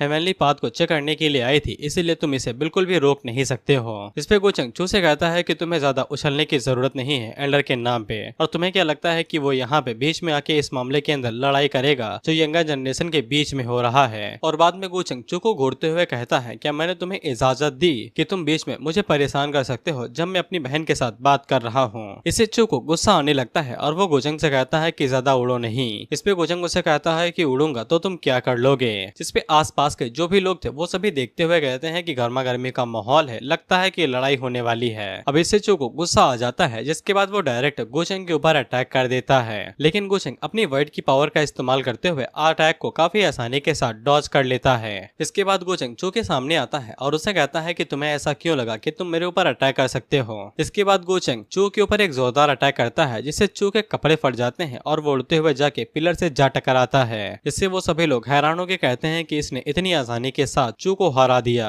और उन्हें समझ में आ जाता है कि गोचेंग किंग फेस की इंटरमीडिएट स्टेज के ऊपर है, जो कि उसे ट्रू इमॉर्टल बनाता है। लेकिन जो इतनी आसानी के साथ हार नहीं मानता है, जिसके बाद वो अपनी ड्रैगन फॉर्म में आता है और गोचेंग के ऊपर अटैक करते हुए कहता है कि आज वो उसे यहाँ पे हरा के दिखा देगा कि उसका दोइस्ट हार्ट कितना ज्यादा शक्तिशाली है। हालांकि गोचेंग को इसी मौके का इंतजार था, लेकिन गोचेंग चू के ऊपर बस एक ही कंटा मारता है, जिससे वो जमीन के अंदर जा गड़ता है और एक ही बार में वो नॉकआउट हो जाता है। यूमी उससे पूछती है कि उसने चू को मारा क्यों नहीं, जिसपे गोचेंग आगे से बताता है कि इसका फैमिली बैकग्राउंड बहुत ज्यादा शक्तिशाली है और अगर वो इसे पब्लिक के अंदर मार देगा तो फिर बहुत ज्यादा परेशानी क्रिएट होगी। और वैसे भी वो यहाँ पे उसे अटैक करके ये दिखाना चाहता था कि वो कितना ज्यादा शक्तिशाली है। इसे एल्डर्स को भी पता लग जाएगा कि जब तक वो यहाँ पे है तब तक कोई भी सक्सेसर की पोजीशन के लिए कभी भी खड़ा नहीं हो सकता है। इसके बाद गोचेंग जियान की तरफ देखता है और चू के सर के ऊपर पैर रखते हुए उसके पास जाता है और उसे कहता है क्या तुम खुश हो गए क्योंकि मैंने कमीने को अच्छा खासा सबक दिखा दिया। जिसपे जियान उसके ऊपर चिल्लाते हुए कहती है कि ऐसा कुछ भी नहीं है और मेरी चिंता तुम्हें करने की जरूरत नहीं है। इस पे गोचेंग उसे कहता है क्या भूल गए कि मैंने तुमसे क्या कहा था, तुम यहाँ पे मेरा रिकॉर्ड तोड़ने के लिए आई थी जो कि उस ओल्ड मैन ने कंडीशन रखी थी, लेकिन चूटियान ने यहाँ पे गंदा खेल खेला। इसने ये वाली बात लीक कर दी जिससे यहाँ पे कई सारे लोग इकट्ठा हो गए और वो सभी लोग यहाँ पे तुम्हें देखने के लिए आ गए, और अगर तुम रिकॉर्ड को तोड़ नहीं पाती तो फिर ये सभी लोग तुम्हारे ऊपर बहुत ज्यादा हंसते। क्या तुम्हें नहीं लगता है कि मैंने उसे सबक सिखा के सही काम किया। जिसपे जियान आगे से कोई भी जवाब नहीं देती है। इसके बाद गोचेंग बाकी लोगों को देखते हुए कहता है कि वो उन लोगों को दोबारा याद दिला देता है सिर्फ गोचेंग ही अपनी बहन को बुली कर सकता है और कोई भी नहीं। फिर गोचेंग हमें बताता है कि यहाँ पे असली कहानी तो ये होने वाली थी कि चू ने तो यही प्लान बनाया था कि जब जियान यहाँ पे फेल हो जाएगी तो फिर पूरा सेक्टर उसका मजाक बनाएगा, लेकिन आखिरी मौके पे जब जियान अपनी असली पावर को रिलीज करेगी तो फिर वो सभी के ऊपर चमाटा मार देगी और रिकॉर्ड को तोड़ देगी। लेकिन उसके बाद वो गोचेंग को उंगली करने की कोशिश करेगी और इस मौके का फायदा उठाएगी ताकि वो गोचेंग को डायरेक्ट चैलेंज कर सके। लेकिन गोचेंग ने इस टाइमलाइन के दौरान यहाँ पे एक नया तरीका सोचा कि वो जियान की मदद करेगा और उसे थोड़ा बहुत कंफ्यूज कर देगा,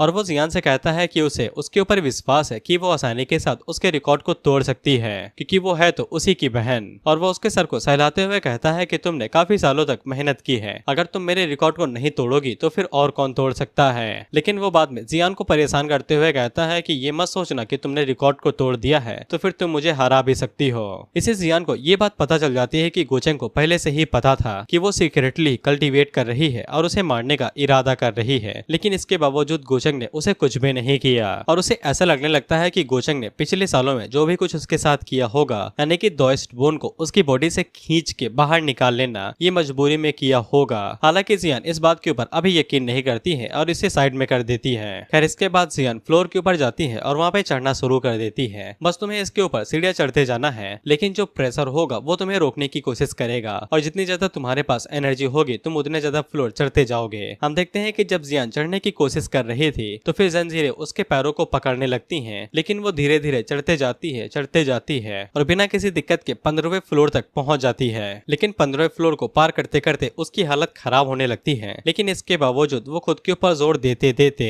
18वें फ्लोर तक पहुंच जाती है, जहां तक गोचंग पहुंचा था। और बस कुछ ही कदम के बाद वो गोचंग के रिकॉर्ड को आसानी के साथ तोड़ सकती थी। वहीं पे जियान को पता चल जाता है कि गोचंग को पहले से ही पता था कि वो आसानी के साथ उसके रिकॉर्ड को तोड़ सकती है, क्योंकि जो दोइस्ट बोन होती है और हेवनली पाथ का जो सोर्स होता है दोनों बिल्कुल एक ही हैं। इसीलिए गोचंग भी काफी आसानी के साथ इस रिकॉर्ड को तोड़ सकता था, क्योंकि उसके पास दोइस्ट बोन थी। इसीलिए जियान अगर गोचंग के रिकॉर्ड को तोड़ ही देती है तो फिर इसका क्या ही फायदा है। वहीं पे गोचंग को भी समझ में आ जाता है कि जियान को पता चल चुका है कि वो क्या करवाने के बारे में सोच रहा है। इसके बाद वो गोचंग के रिकॉर्ड को नहीं तोड़ती है और वहाँ से नीचे उतर आती है। वहीं पे सभी लोग हैरान हो जाते हैं कि ये तो रिकॉर्ड तोड़ सकती थी, तो फिर इसने गिव अप क्यों कर दिया। वहीं पे गोचंग भी उसे पूछता है कि तुम तो रिकॉर्ड को तोड़ सकती थी, तो फिर हार क्यों मान ली। जिसपे वो कहती है कि इससे तुम्हारा कोई भी लेना देना नहीं है। तो गोचंग उसे कहता है कि तुमने तो मुझे निराश कर दिया। जिसपे जियान उसके ऊपर चिल्लाते हुए कहती है कि इसका तुम्हारे से कोई लेना देना नहीं है और मुझे इस तरह से बुली करना बंद करो। और वो गोचंग से कहती है कि एक दिन मैं तुम्हें पक्का हरा दूंगी और तुम्हारी सारी हड्डियां तोड़ दूंगी। साथ ही में उसकी लक वैल्यू भी पहले से बढ़ जाती है। जिसपे गोचंग उसे कहता है कि मुझे उस दिन का इंतजार रहेगा।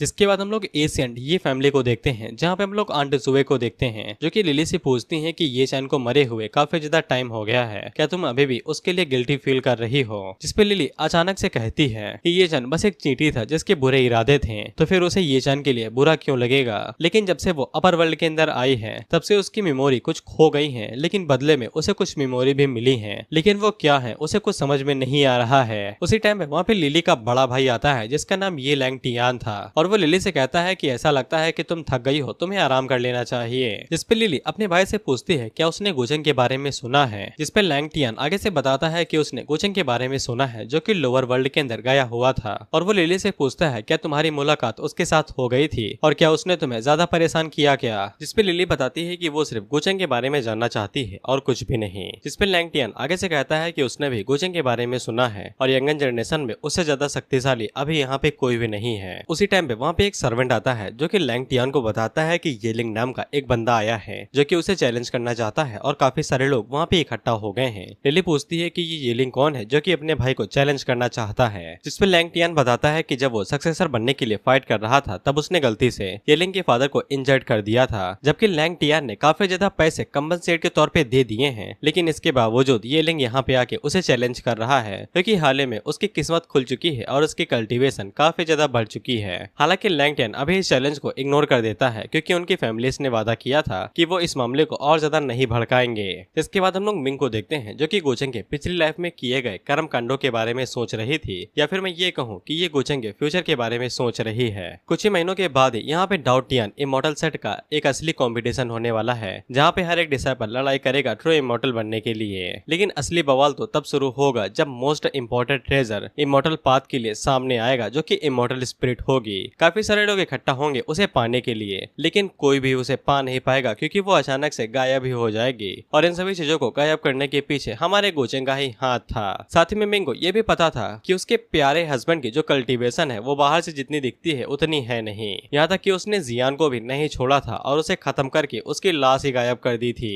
इसीलिए मिंग फैसला करती है कि वो इस बार जियान को कुछ भी नहीं होने देगी। और मिंग को ये भी पता था कि यहाँ पे successor of reincarnated Asian emperor appear होने वाला है। इसीलिए मिंग को किसी भी कीमत पे एशियन तलिस्मा पाना ही होगा, जो कि और किसी बंदे के पास नहीं, ये लिंग के ही पास है। जिसके बाद हम लोग एल्डर ली सुई और जियान को देखते हैं जो कि गोचंग की तरफ देख रहे थे। एल्डर उससे पूछते हैं यहाँ पे क्या लेने के लिए आए हो। यहाँ पे गोचंग एल्डर ली सुई को काफी ज्यादा भड़काता है, तो फिर उन्हें बहुत ज्यादा गुस्सा आ जाता है। जियान बीच में आके गोचंग को शांत करने की कोशिश करती है, लेकिन गोचंग एल्डर को भड़काते ही जाता है। इसीलिए वो गुस्से में ये फैसला कर देते हैं कि वो जियान को ट्रेनिंग देंगे और कुछ ही महीनों के अंदर वो जियान को इतना ज्यादा शक्तिशाली बना देंगे कि वो गोचंग को भी सरपास कर देगा। गोचंग उससे कहता है कि अगर आप नहीं कर पाए तो फिर तुम क्या करोगे। तो फिर एल्डर ली सुई आगे से कसम खाते हैं कि अगर वो ऐसा करने में नाकामयाब होते हैं तो वो एल्डर की पोजीशन से हट जाएंगे बिना कुछ सवाल जवाब किए। वहीं पे एल्डर को ऐसा लगता है कि उन्होंने सीधा बहुत बड़ा तीर मार दिया है, लेकिन गोचंग तो बस यही कहने का इंतजार कर रहा था कि ये कैसे भी अपनी पोजीशन छोड़ दें। लेकिन वहीं पे जियान को ऐसा लगता है कि गोचंग ने ये सब कुछ जानबूझ के किया है ताकि एल्डर ली सुई उसके ऊपर ज्यादा फोकस करे और उसे और भी ज्यादा अच्छे से सिखाएं। इसीलिए उसके मन के अंदर गोचंग के लिए थोड़े से लड्डू फूटने लगते हैं। इससे गोचंग का ही फायदा होता है और उसका लक बढ़ता है। इसके बाद गोचंग वहाँ से जाते हुए जियान को आंख मारता है और उसे कहता है कि चिंता नहीं करो, ये टाइम तुम्हारे लिए काफी ज्यादा कीमती है, इसीलिए अब मैं तुम्हें ज्यादा परेशान नहीं करूंगा।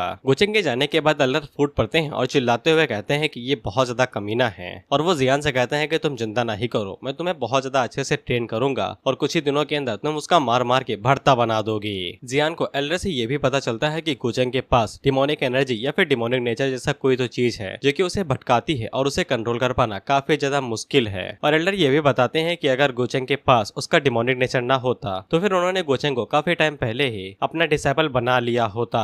इसके बाद गुचेंग अपने घर के अंदर आ जाता है और अपने मन के अंदर सोचता है कि उसने जियान के साथ काफी ज्यादा टाइम बिताया है और उसे काफी ज्यादा बहलाया फुसलाया है, और उसकी अकल के मुताबिक उसे अब तो पता लग जाना चाहिए कि उस साल असल में सच्चाई क्या हुई थी। गुचेंग का प्लान ये है कि वो जियान को ये बताना चाहता है कि उसने जो उसकी हड्डी निकाली थी वो डिमोनिक नेचर की वजह से निकाली थी, वो ऐसा करना चाहता नहीं था क्योंकि इमोर्टल पाथ ओपन होने वाला था, इसीलिए गुचेंग अपनी तैयारियां करना शुरू कर देता है। इसके बाद वो सबसे पहले वर्ल्ड सीट को खरीदता है। अब गुचेंग के पास तीनों वर्ल्ड सीट आ चुके थे जिनको वो आपस में मिला लेता है, और जब ये तीनों आपस में मिल जाते हैं और ऊपर से जब वॉइड का तड़का लगता है तो फिर ये बहुत ज्यादा पावरफुल चीज क्रिएट करते हैं। इसके बाद हम लोग देखते हैं कि गुचेंग के पास उसका इनर वर्ल्ड आ जाता है, यानी कि ये उसकी दुनिया है, वो यहाँ का भगवान है, और गुचेंग अपनी इनर वर्ल्ड को अपनी मनमर्जी मुताबिक कैसे भी ट्रांसफॉर्म कर सकता है और वो बाहरी दुनिया से किसी को भी यहाँ पे ला सकता है। इसके बाद गुचेंग वहाँ पे क्रिएटर वाली पावर का इस्तेमाल भी करता है जो सामने की तरफ बंदर जमीन पड़ी हुई थी, और जब गुचेंग अपने हाथ को ऊपर उठाते कहता है कि जागो, तो फिर जमीन के अंदर से कई सारी बिल्डिंगें और घर बाहर निकलते हैं जो कि उस पूरी जगह को एक पूरी सिटी के अंदर बदल देते हैं। जिसके बाद गुचेंग मिंग के बारे में सोचता है क्योंकि वो रिबॉर्न हुई है तो फिर उसे कई सारे अपॉर्चुनिटीज के बारे में पता होगा और वो बेशक उन्हें जाने नहीं देगी। वहीं पे हम लोग मिंग को देखते हैं जो कि किसी तरफ जा रही थी अपने डिवाइन बीस्ट के ऊपर खड़ी होके, तो सभी लोग उसे ही देखते रहते हैं। वहीं पे हम लोग येलिंग को देखते हैं। हाँ, इसी बंदे का नाम येलिंग है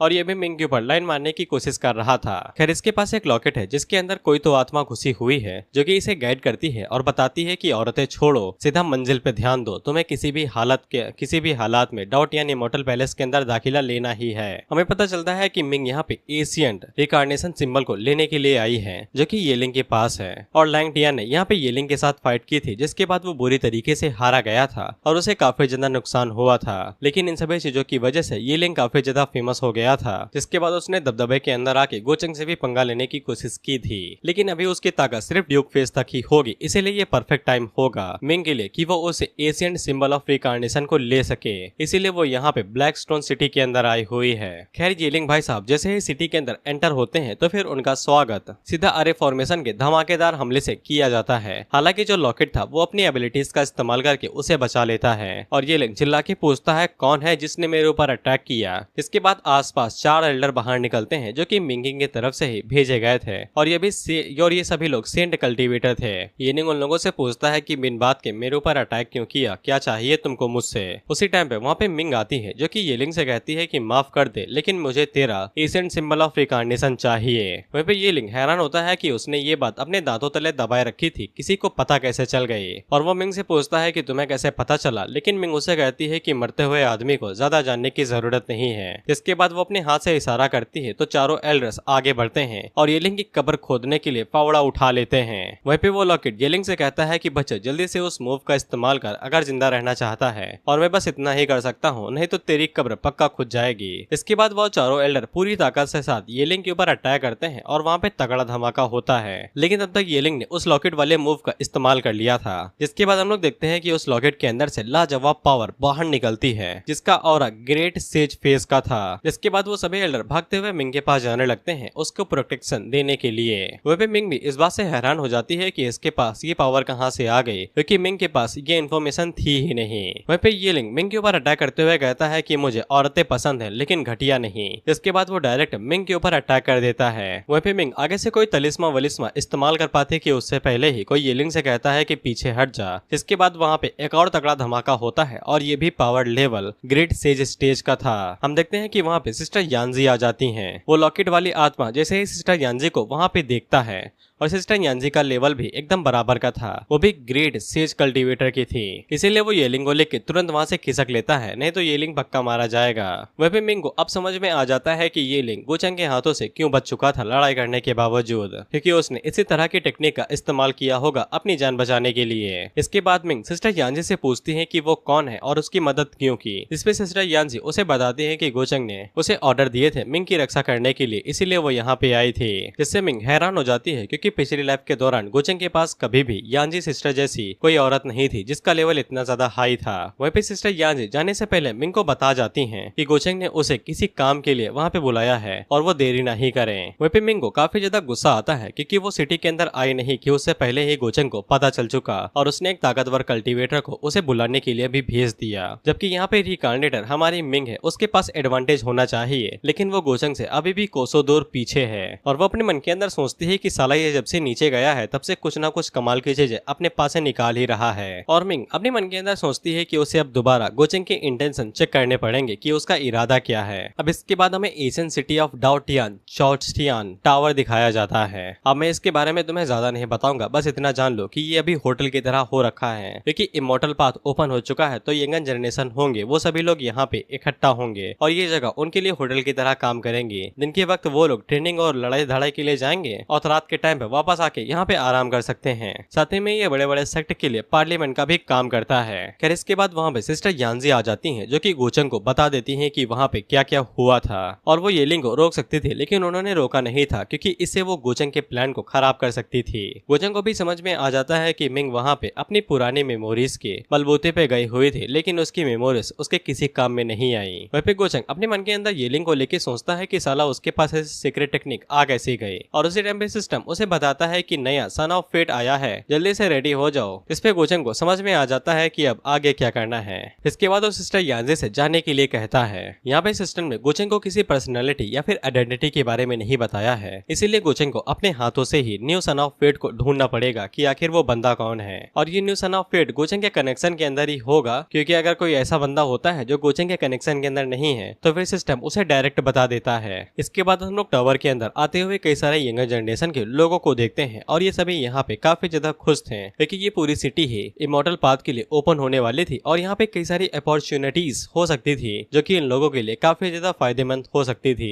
लेकिन जितना बड़ा फायदा उतना बड़ा खतरा। इसीलिए ये लोग फैसला करते हैं कि इन्हें झुंड में घूमना चाहिए जिससे खतरा कम हो सके। जिसके बाद हम लोग देखते हैं कि वहाँ पे ये फैमिली के यंग मास्टर और उसकी छोटी बहन लिली आते हैं और हाँ, लैंगटियान को एशियट एम्परर का रिकार्डिनेटेड भी माना जाता है। वह पे लिली अपने भाई से पूछती है कि गोचंग यहाँ पे आएगा, इस पे लैंगटियान आगे से कहता है कि बेशक उसे यहाँ पे होना चाहिए, वही तो इन सभी चीजों को रिप्रेजेंटेट कर रहा है। इसके बाद हम लोग वहाँ पे बाइली नाम के एक यंग मास्टर को देखते हैं जो कि जेनजिंग क्लैन से था, हिंदी में व्हाइट टाइगर क्लैन। और बाइली यहाँ पे लैंगटियान को डुबल को लिखित ताना दे रहा था, शायद से इन दोनों ने फाइट कर ली थी येलिंग और लैंगटियान ने, जहाँ पे ये मैच ड्रॉ हो गया था। वहीं पे बाइली से हमें ये भी पता चलता है कि येलिंग इसका सगा भाई तो नहीं है, लेकिन ब्रदर फ्रॉम अनदर मदर है और दोनों ही मारे जाएंगे। इसके बाद वहाँ पे गोचंग और यूमी आते हैं। वह पता नहीं गोचंग को क्या हो गया है, लेकिन वो लैंगटियान को भर के इज्जत देता है, बहुत ज्यादा भर के इज्जत। वह पे लैंगटियान भी गोचंग को इज्जत देता है और साथ ही में लिली गोचंग को देख के खुश हो जाती है, नौकरानी जो है। लेकिन हम लोग बाइली को देखते हैं जो कि यूमी को गोचंग के बगल में खड़ा हुआ देख के बिल्कुल भी खुश नहीं था।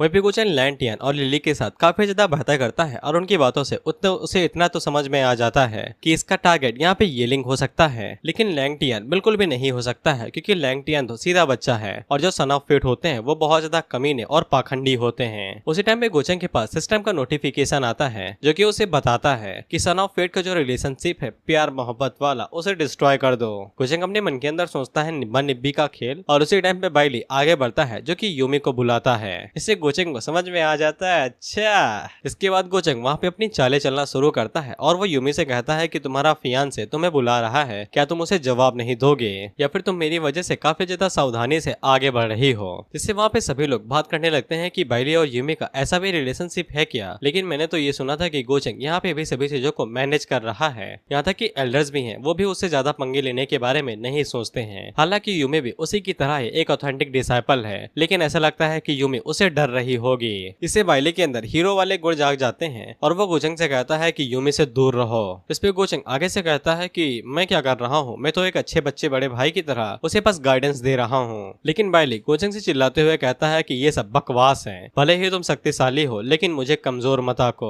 इस पे गोचंग उसे घूरते हुए कहता है क्या चैलेंज कर रहे हो क्या है? उसी टाइम पे यूमी बीच में आती है और वो गोचंग से कहती है कि बाइली के लिए चीजें ज्यादा मुश्किल ना करो और वो गोचंग से रिक्वेस्ट करती है कि बाइली यहाँ पे बस आया ही है और गोचंग उसकी खातिर बाइली को कुछ भी ना करे। इससे बाइली को ऐसा लगता है कि यूमी वहाँ पे उसे न जानने का बस दिखावा कर रही थी ताकि वो गोचंग से उसको बचा सके। वहीं पे सभी लोग अपने मन के अंदर सोचते हैं कि यूमी गोचंग के खिलाफ चले गए सिर्फ बाइली के लिए। ऐसा लगता है कि वो दोनों ही मारे जाने वाले हैं। वहीं पे गोचंग भी यूमी को घूरते हुए देख रहा था। हालांकि गोचंग अपने गुस्से को शांत करता है और उसे कहता है कि अगर तुम हो तो फिर मैं जाने दे रहा हूँ। जिसके बाद वो वहाँ से चला जाता है और यूमी अपना सर झुका से उसे शुक्रिया कहती है। लेकिन गोचंग जाते हुए वहाँ पे यूमी को धमकी देके जाता है कि यहाँ पे ये सभी शो होने वाला है और अगर वो गेस्ट को एंटरटेन नहीं कर सकती है तो फिर उसे यहाँ पे रात में रुकने की कोई भी जरूरत नहीं है। इससे बाइली को काफी ज्यादा गुस्सा आता है कि गोचंग उसकी होने वाली बीवी को इस तरीके से ऑर्डर दे रहा है। हालांकि यूमी तो अभी गोचंग के लिए ही काम कर रही थी, इसीलिए वो उसके पीछे जाने लगती है। लेकिन वो जाते हुए बाइली की तरफ देख के जाती है जस्ट लाइक लवर्स। बाइली भी अपना हाथ आगे बढ़ाता है लेकिन उसे समझ में आ जाता है कि रुकना पड़ेगा और वो अपना हाथ पीछे कर लेता है। जिसके बाद बाइली फैसला करता है कि वो जैसे ही इंटरमीडिएट किंग फेस पे पहुंच जाएगा तो वो गोचंग से बदला लेगा जो गोचंग ने आज उसकी बेइज्जती की है। वहीं पे हम लोग गोचंग और यूमी को देखते हैं जिन्हें अच्छे से पता लग चुका था कि मछली ने चारा पकड़ लिया है। इसके बाद वो दोनों अपने कमरे में आ जाते हैं और गोचंग भाई साहब हमें यहाँ पे अपना प्लान बताते हैं। दरअसल बाइली काफी ज्यादा इज्जतदार और समझदार क्लैन से आया है और उसे अच्छे से पता है कि अगर वो बाइली को डायरेक्ट उंगली करता है तो भी बाइली उसके ऊपर डायरेक्ट अटैक नहीं करेगा। लेकिन जब यूमी ने गोचंग के खिलाफ जाके उसकी साइड ली तो फिर यहाँ पे सभी को ये लगेगा कि बाइली एक कायर है जो औरतों के पीछे छुपता है खुद को बचाने के लिए और उसकी फियांसे जो कि कुछ सालों से किसी दूसरे मर्द के हाथों मैनिपुलेट हो रही है तो वो इस बेइज्जती को बिल्कुल भी सह नहीं पाएगा। इसके बाद वो अपने सबसे अच्छे भाई येलिंग के साथ मिलके गोचंग के ऊपर अटैक करेगा ताकि वो अपनी फियांसे को बचा सके। और जब वो दोनों चुपके से गोचंग के ऊपर अटैक करेंगे तो फिर गोचंग और यूमी उन्हें धर दबोचेंगे। खैर इसके बाद गोचंग वहाँ से जाते हुए यूमी से कहता है कि जाओ और जाके अपने फियांसे से मिल लो, वो भी काफी ज्यादा उदास होगा। हम लोग बाइली को देखते हैं जो कि सच में बहुत ज्यादा उदास था और बहुत ज्यादा गुस्से में था और सारा गुस्सा अपने नौकरों के ऊपर निकाल रहा था। खैर उसी टाइम पे यूमी वहाँ पे अपने फियांसे से मिलने के लिए आती है जो कि बिल्कुल परफेक्ट एक्टिंग करती है। यहाँ तक कि बाइली को भी पता नहीं चलता है कि यूमी उसके सामने एक्टिंग कर रही है और उसे बस इतना लगता है कि गोचंग यूमी को बहुत ज्यादा बुली कर रहा है और यूमी उसकी खातिर गोचंग के सामने खड़ी हुई थी। और साथ ही में मुर्गे को अच्छे से फंसाने के लिए यूमी उससे गले भी लग जाती है और उससे वादा लेती है कि इमोर्टल पाथ इवेंट खत्म होने के बाद क्या बाइली उसे इमोर्टल पैलेस से बाहर निकाल लेगा। जिसपे बाइली उसे वादा करता है कि वो बिल्कुल ऐसा ही करेगा और वो गोचंग को बहुत ज्यादा मारेगा क्योंकि उसने यूमी को बहुत ज्यादा बुली किया है। इसके बाद वो अपने पास से एक तलिस्मा बाहर निकालता है जिसकी मदद से यूमी उसे कभी भी कांटेक्ट कर सकती है। इसके बाद वो तलिस्मा यूमी ले लेती है और वहाँ से चली जाती है क्योंकि गोचंग उसे कभी भी वापस बुला सकता है। बाइली दरवाजा बंद करके अपने दिल के ऊपर हाथ रख लेता है और कहता है कि यूमी ने जो भी दर्द सहे हैं मैं उन सभी गोचंग से वापस लेके रहूंगा। खैर यूमी को जैसे ही समझ में आ जाता है कि कांटेक्ट टूट चुका है तो फिर वो अपने असली रूप में आ जाती है और बाइली को गाली देते हुए कहती है कमीना साला। भाई तुमने इसके एक्सप्रेशन देखे कैसे एक झटके के अंदर बदल गए, बदरली से डायरेक्ट बास्टर्ड। वहीं पे बाइली फैसला करता है कि अब उसे येलिंग से मिलना ही पड़ेगा ताकि वो यूमी को बचा सके। इसके बाद हम लोग मिंग को देखते हैं और भी फिनिक्स से उस जगह पे पहुंच जाती है जहाँ पे सभी लोग हैं। वहीं पे हम लोग गोचंग को देखते हैं जिसके हाथों में तलिस्मा था। वहीं पे यूमी उसे सारी बातें बता देती है कि उनके बीच में क्या हुई थी और गुरुचेक अपने मन के अंदर सोचता है कि बाइली साला प्यार का कीड़ा है। साले को पता ही नहीं है कि एशियन टाइम में प्यार व्यार कुछ भी नहीं होता था, सिर्फ ताकत और रुतबा ही मायने रखता है। खैर गोचंग यूमी से कहता है कि तुम अपना फियांसे वाला खेल खेलती रहो और उसके ऊपर नजर रखती रहना और जो भी बातें हो मुझे बता देना और जब ये लिंग उसे मिले वो भी बात मुझे आके बता देना। इसके बाद गोचंग को पता चलता है कि क्राउन प्रिंसेस यानी कि मिंग आ चुकी है। वहीं पे हम लोग यूलिंग को देखते हैं जो कि जैसे ही मिंग को देखता है तो फिर उसकी सटक जाती है और अपने मन के अंदर सोचता है कि मैं इससे तो बाद में निपट लूंगा। मिंग जैसे ही नीचे उतरती है तो फिर गोचंग उसे वेलकम करने के लिए आता है लेकिन मिंग उसे कोई भी भाव नहीं देती है। इससे गोचंग का दिल टूट जाता है। वैसे बिना शादी के सुहागरात मनाने के बाद डायरेक्ट अब मिल रहे हैं। हालांकि मिंग गुस्सा गोचंग से इसलिए थी क्योंकि उसने एक औरत को उसे बुलाने के लिए भेजा था, इसीलिए गोचंग उसे सूंघते हुए कहता है कि मुझे तो किसी के जलने की खुशबू आ रही है। इसके बाद वो मिंग को बता देता है कि सिस्टर यानजी एक पावर हाउस है जो कि लोअर रियलम से लाई गई हैं और वो गोचंग की बस फॉलोवर हैं। और वो मिंग से पूछता है क्या तुम्हारा गुस्सा शांत हुआ। यूमी उसे कहती है कि तुम बहुत ज्यादा बड़े वाले हो, जल्दी से बताओ तुम्हें मुझसे क्या चाहिए। इस पे गोचंग उसे बताता है कि उसने यानजी से सुना था कि उसने कल्टीवेटर के ऊपर एम्बुश अटैक किया था लेकिन वो फेल हो गई और इसी वजह से मिंग को काफी ज्यादा गुस्सा आया है तो फिर गोचंग उसकी मदद कर सकता है उसे ढूंढ के बाहर निकाल के कुत्ते की तरह मारने में। इससे मिंग काफी ज्यादा हैरान हो जाती है कि गोचंग उसकी खातिर किसी को मारने के लिए भी राजी है जबकि वो अभी तक येलिंग के बारे में कुछ भी नहीं जानता है। मिंग उसे पूछती है क्या तुम किसी को भी मार दोगे अगर मैं उसे मारना चाहती हूँ। गोचंग उसे कहता है क्या फर्क पड़ता है, अगर तुम उसे मारना चाहती हो तो बेशक मैं तुम्हारी खातिर उसे मार दूंगा। वहीं पे मिंग अपने मन के अंदर सोचती है कि इसे अचानक से क्या हो गया। खैर क्या ही फर्क पड़ता है, गोचेंग के मुताबिक वो किसी को भी मारने वाले शब्द आसानी के साथ बोल ही सकता है, लेकिन ये मेरी खातिर ये लिंग को क्यों मारेगा। और देखते ही देखते मिंग का एटीट्यूड गोचेंग के लिए थोड़ा सा बदल जाता है, इसलिए सिस्टम गोचेंग को थोड़े से लक पॉइंट दे देता है। वहीं पे गोचेंग मिंग से पूछता है कि तुम ये लिंग को मारना चाहती थी, आखिर उसके पीछे वजह क्या थी? अगर तुम बताना चाहो तो बता सकती हो, नहीं बताओगी तो फिर मैं खुद ही पता लगा लूंगा। जिसपे मिंग आगे से शर्माते हुए बताती है कि ये कोई बड़ी चीज नहीं थी, बस ये लिंग के पास कोई इनहेरिटेंस थी, एशियन रिकार्नेशन बुक्स, और वो मिंग को चाहिए थी, इसीलिए वो यहाँ पे ये लिंग से लेने के लिए गई थी। गोचेंग आगे से कहता है कि अच्छा रिकार्नेशन बुक्स, और वो बाद में हैरान होकर मिंग से कहता है कि तुम एक बंदे को मारने के लिए चले गए, उससे उसके खजाने चुराने के लिए। इससे मिंग को काफी ज्यादा शर्मिंदगी महसूस होती है, क्योंकि ये लोग नोबल लोग हैं यार, ये लोग किसी से खजाना चुरा रहे हैं, जो कि बहुत ज्यादा घटिया बात है। इसीलिए गोचेंग मिंग की काफी ज्यादा बेइज्जती करता है और उसके इर्द गिर्द घूमते हुए कहने लगता है, मुझे तो ऐसा लगा था कि उसने तुम्हें गुस्सा दिला दिया होगा या फिर तुम्हें छेड़ दिया होगा, लेकिन तुम तो उल्टा उसी को लूटने के लिए चले गए थे। मैंने कभी भी नहीं सोचा था कि तुम ऐसा कुछ करोगे। जिससे मिंग को काफी ज्यादा गुस्सा आता है कि ये मेरे बारे में कितना कुछ बोलेगा, और वो गोचेंग के ऊपर चिल्लाते हुए कहती है कि तुम कौन सा अच्छे हो, तुम्हारी तो जो रूथलेसनेस है वो तो साला मुझसे भी ज्यादा है। लेकिन गोचेंग मिंग का हाथ पकड़ लेता है और वहाँ पे रोमांटिक माहौल बनाते हुए कहता है कि इस तरह के गंदे काम मेरे ऊपर ही छोड़ दो, ये तुम्हारे ऊपर शोभा नहीं करते हैं। अगर उसके कैरेक्टर के ऊपर इस तरह की चीजों का दाग लग गया तो फिर वो गोचेंग की प्यारी वाइफ कैसे बनी रहेगी। जिससे मिंग भी हैरान होती है कि इसके अंदर का सायर कैसे जाग उठा। इसके बाद हम लोग डॉटियन पैलेस के किसी ताकतवर बंदे को देखते हैं या फिर प्रिंसिपल को देखते हैं, जो कि इमोर्टल पाथ को खुलने को लेके बात कर रहे थे। यहाँ पे कई सारे सेक्ट और अलग अलग तरह के लोग आने वाले हैं और उनकी यंगर जनरेशन कल्टीवेट करने के लिए जाएंगे, इसलिए वो एल्डर से पूछना चाहते हैं कि वो इस बारे में क्या सोचते हैं। जिसपे एक एल्डर आगे से कहता है कि ये मामला सभी पार्टीज के जरिए डिस्कस किया जाना चाहिए, क्योंकि इमोर्टल पाथ खुलने के साथ साथ अपॉर्चुनिटी के साथ साथ खतरा भी आता है, और अगर वो सभी डिसाइपल अंदर जाके मारे जाते हैं तो फिर सारा इल्जाम उन्हीं के ऊपर आएगा कि उन लोगों ने उन्हें अच्छे से प्रोटेक्ट नहीं किया। इसीलिए उन लोगों को इस मामले के ऊपर अच्छे से डिस्कस करना चाहिए।